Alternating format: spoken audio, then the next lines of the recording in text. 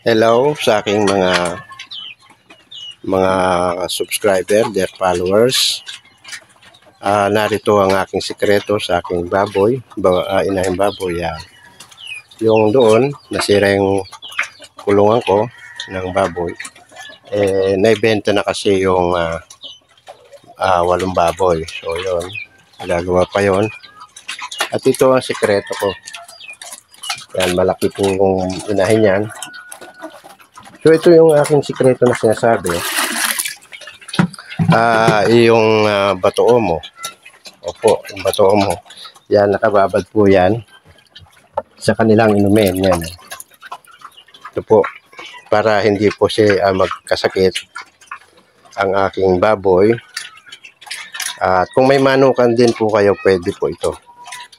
Yon ang sikreto ko. Anong nagdaang year, ay meron mga sakitang baboy dito sa Zamboanga del Sur. Pero itong baboy na ito, itong inahin ko na ito, nakasurvive po yan sa mga sakit na yan. Na lahat dito nagkaroon ng sakit sa baboy. Pero ito survive. Dahil ito nga, yung sikreto ko, yung omo, dito ko binababad.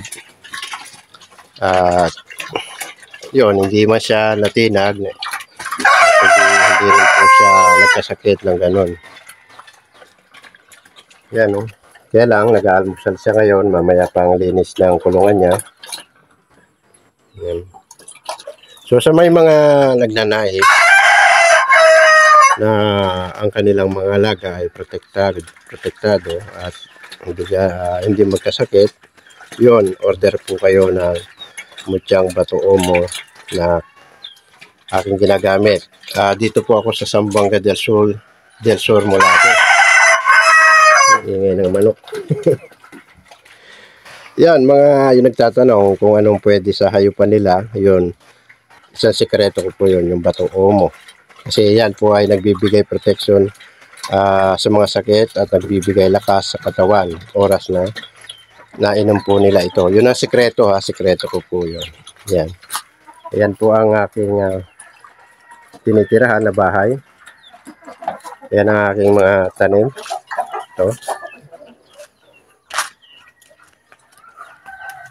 Ayun, naipakita ko po sa inyo ang aking sikreto na tungkol sa bato mo na hindi lang pang protection sa katawan ng tao, kundi rin protection din sa mga hayupan, mga nag-aalaga dyan, ang mga hayop, kalabaw man,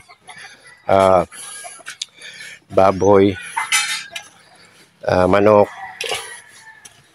yun, basta anong klaseng hayop. So yun, God bless. Sa mga gustong order sa akin ng bato omo, kontakin nyo lang po ako dito. Yan, yung FB account ko na yan. Yan na lang po ang aking FB kahit dahil na-hack yung iba kong FB account kasama ng aking YouTube channel. So dito po kayo kumontak. Follow nyo po ako at mag-message. So God bless. Maraming salamat.